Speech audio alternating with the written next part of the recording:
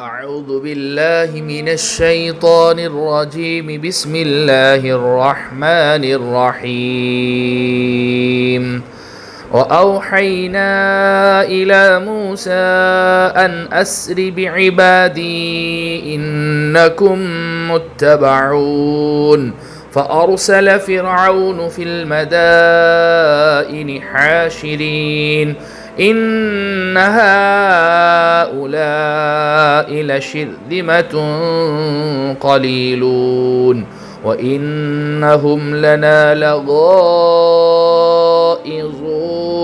وإنا لجميع حاذرون فأخرجناهم من جنات وعيون وكنوز ومقام كريم كذلك وأورثناها بني إسرائيل فأتبعوهم مشرقين فلما تراءى الجمعان قال أصحاب موسى إنا لمدركون قال كلا إن معي ربي سيهدين فأوحينا إلى موسى أن اضرب بعصاك البحر فانفلق فكان كل فرق كالطود العظيم وأزلفنا ثم الآخرين وأنجينا موسى ومن معه أجمعين ثم أغرقنا الآخرين إن في ذلك لآية وما كان أكثرهم مؤمنين وإن ربك لهو العزيز الرحيم۔ میرے عزیزو، پیارو، بزرگو، اللہ کے رسول پر ایمان رکھنے والے میرے دین عظیم بھائیو، یہ 17 آیتیں جن کی تلاوت ابھی آپ حضرات کے سامنے کی گئی، سورہ شعراء کا یہ چوتھا رکوع ہے۔ 17 آیتوں پر مشتمل اللہ سبحانہ و تعالی کنٹینیوسلی جو ہے تسلسل کے ساتھ موسیٰ علیہ السلام کے واقعے کو بیان فرما رہے ہیں۔ یہ باتیں تفصیل کے ساتھ آپ لوگوں کے سامنے آ چکی تھی کہ مدین سے واپسی پر اللہ سبحانہ و تعالی نے نبوت سے سرفراز فرمایا اپنی قدرت کی نشانیاں لے کر اور کچھ احکامات اور ہدایات دے کر۔ اللہ سبحانہ و تعالی نے موسیٰ علیہ السلام اور آپ کی درخواست پر آپ کی بھائی حضرت ہارون کو ان کا نائب بنا کر انہیں بھی نبوت سے سرفراز فرما کر دونوں کو حکم دیا، اور انہوں نے آ کر فرعون کو سمجھایا اور کہا کہ آپ جو ظلم و ستم ڈھا رہے ہو، آپ جو ہے ہماری اس قوم کو ہمارے ساتھ بھیج دیجئے۔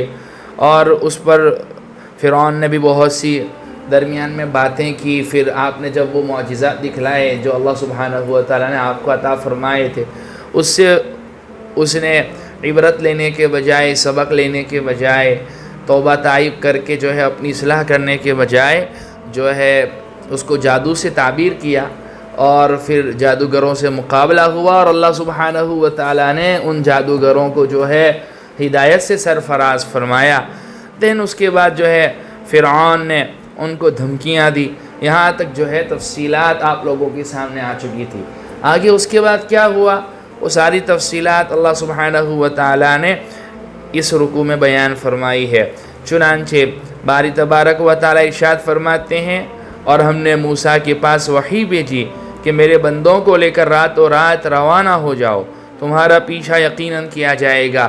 فرعون کا ظلم اور اس کا ستم اور جو ہے اس کی سرکشی جب حد سے بڑھ گئی، اور جو ہے اس نے بے انتہا ان پر ظلم و ستم کرنا شروع کیا، تو اللہ سبحانہ و تعالیٰ نے اپنے جلیل القدر پیغمبر حضرت موسیٰ علیہ السلام کو وحی بھیجی کہ آپ ایک کام کریں، بنی اسرائیل کو راتوں رات لے کر نکل جائیں۔ اور یہ بات یاد رکھنا، ایسا نہیں ہے کہ تمہارا پیچھا نہیں کیا جائے گا، تمہارا پیچھا یقیناً کیا جائے گا، لیکن آپ نے گھبرانا نہیں ہے، آپ ہماری ہی نگرانی میں رہیں گے، ہم آپ کی حفاظت کریں گے۔ اب وہ وقت آ چلا ہے کہ جب سب سے بڑے دشمن کو ایسی عبرتناک سزا دی جائے کہ رہتی دنیا تک وہ نشان عبرت بن جائے۔ اور ہم نے موسیٰ کے پاس وحی بھیجی کہ میرے بندوں کو لے کر راتوں رات روانہ ہو جاؤ، تمہارا پیچھا یقیناً کیا جائے گا۔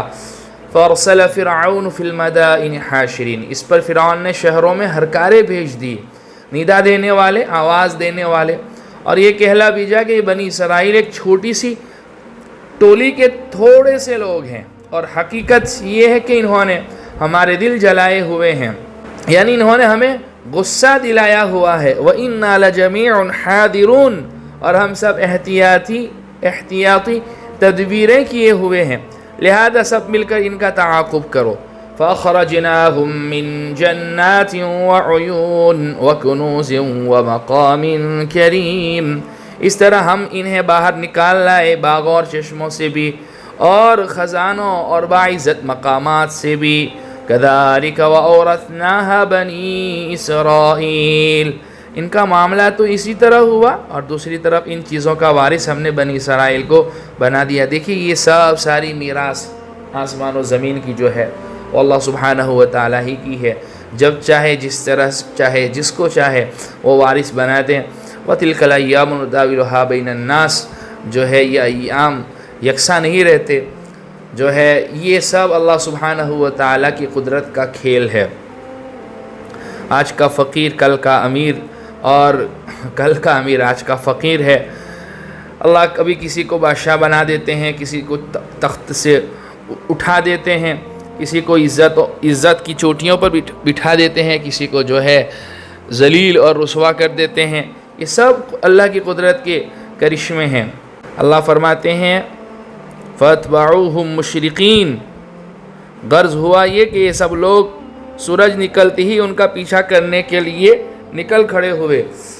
کل کو مصر میں فرعون اور اس کے جو کارندے تھے اور اس کے وزیر اور اس کے جو وزراء تھے، ان کا زور چلتا تھا۔ اس کے بعد ہم نے جو ہے وہی قوم جس کو مظلوم سمجھا جاتا تھا، ان کو جو ہے اس زمین کا وارث بنا دیا۔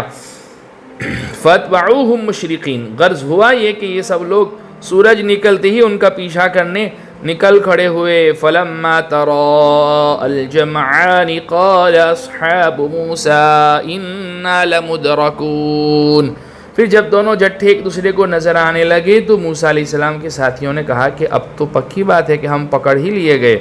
موسیٰ علیہ السلام کے لشکر کے سامنے سمندر آ گیا تھا اور پیچھے سے فرعون کا لشکر، اس لیے موسیٰ علیہ السلام کے ساتھی سمجھے کہ اب بچنے کا کوئی راستہ نہیں ہے۔ قال کلا ان معی ربی سیہدین، موسیٰ علیہ السلام نے کہا ہرگز نہیں، میرے ساتھ یقینی طور سے میرا پروردگار ہے اور مجھے راستہ بتائے گا۔ انبیاء علیہ السلام جو ہے اللہ کی رحمت سے نا امید نہیں ہوتے ہیں، وہ بہت پر امید ہوتے ہیں اور پر یقین ہوتے ہیں، اور ان کی ایمان کا لیول، اس کا اندازہ عام انسان لگا بھی نہیں سکتے۔ فَأَوْحَيْنَا إِلَى مُوسَىٰ أَنِ اضْرِب بِّعَصَاكَ الْبَحْرَ فَانفَلَقَ فَكَانَ كُلُّ فِرْقٍ كَالطَّوْدِ الْعَظِيمِ، چنانچہ ہم نے موسیٰ علیہ السلام کے پاس وحی بھیجی کہ اپنی لاٹھی سمندر پر مارو، بس پھر سمندر پھٹ گیا اور ہر حصہ ایک بڑے پہاڑ کی طرح کھڑا ہو گیا۔ اللہ تعالیٰ نے پانی کے کئی حصے کر کے ان کو پہاڑ کی طرح کھڑا کر دیا، اور ان حصوں کے درمیان خشک راستے بن گئے، 12 راستے بنے، 12 قبیلے تھے، ہر قبیلے کے لیے ایک راستہ اللہ سبحانہ و تعالیٰ نے بنا دیا۔ باتیں کرتے ہوئے آپس میں وہ اس طرح سے نکل گئے کہ پانی کی ایک بوند بھی نہیں لگی ان کو۔ اور دوسری طرف اللہ سبحانہ و تعالیٰ دوسرے فریق کا آگے بیان فرماتے ہیں وَأَزْلَفْنَا ثُمَّ الْآخَرِينَ، اور دوسرے فریق کو بھی ہم اس جگہ کے نزدیک لے آئے۔ کیا مطلب؟ یعنی فرعون کے لشکر نے جب دیکھا نا کہ سمندر کے درمیان راستے بنے ہوئے ہیں تو اس نے بھی اس راستے سے گزرنے کی کوشش کی، لیکن جب وہ لوگ وہاں پہنچے تو اللہ تعالیٰ نے سمندر کو اپنی اصلی حالت پر لوٹا دیا، اور فرعون اور اس کے ساتھی اسی سمندر میں غرق ہو گئے، اور اللہ سبحانہ و تعالیٰ نے اس کو آئیڈیل بنا دیا اور عبرت کا نشان بنا دیا۔ دیکھیے پانی ہو، آگ ہو، ہوا ہو، ہر شے ہو، جتنی بڑی اللہ سبحانہ و تعالیٰ کی مخلوقات ہے، جتنی چھوٹی مخلوقات ہے، سب کی سب اللہ سبحانہ و تعالیٰ کی حکم کی پابند ہے۔ آگ کا کام جلانا ہے کہ نہیں؟ لیکن جو ہے اللہ سبحانہ و تعالیٰ نے اپنے خلیل ابراہیم علیہ السلام کے لیے آگ کو باغ بنا دیا کہ نہیں؟ اور جو ہے اس وقت جتنی بھی آگ دنیا میں جل رہی تھی، جب اللہ نے یہ حکم دیا یا نار کونی بردن و سلام علی ابراہیم، میرے ابراہیم پر ٹھنڈی اور سلامتی والی بن جا، جتنی بھی آگ جل رہی تھی سب کی سب بجھ گئی۔ اور چھری کا کام کاٹنا ہے کہ نہیں؟ چھری جو ہے کسی بھی چیز کو کاٹ دیتی ہے، لیکن جو ہے ابراہیم علیہ السلام اللہ کا نام لے کر اپنے بیٹے اسماعیل علیہ السلام کو اللہ کے نام پر قربان کرنے کے لیے جب لٹا رہے ہیں اور چھری تیز کرتے جا رہے ہیں اور اللہ کا نام پڑھتے ہوئے جو ہے ذبح کر رہے ہیں، لیکن نہیں ذبح کر رہی ہے کیونکہ اللہ کا آرڈر نہیں تھا، ہے نا؟ اسی طرح پانی کا کام کیا ہے؟ ڈبو دینا ہے، لیکن اللہ سبحانہ و تعالیٰ نے ایک جماعت کے لیے، بنی اسرائیل موسیٰ علیہ السلام کے لیے اس کو جو ہے راستے بنا دیے، اور فرعون اور اس کے کارندوں کے لیے، اس کی ظالم قوم کے لیے اللہ سبحانہ و تعالیٰ نے اسی سمندر میں انہیں غرق کر دیا۔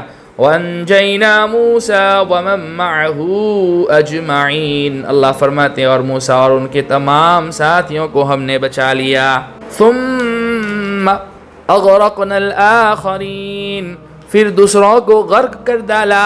إِنَّ فِي ذَلِكَ لَآيَةً وَمَا كَانَ أَكْثَرُهُم مُؤْمِنِينَ وَإِنَّ رَبَّكَ لَهُوَ الْعَزِيزُ الرَّحِيمُ۔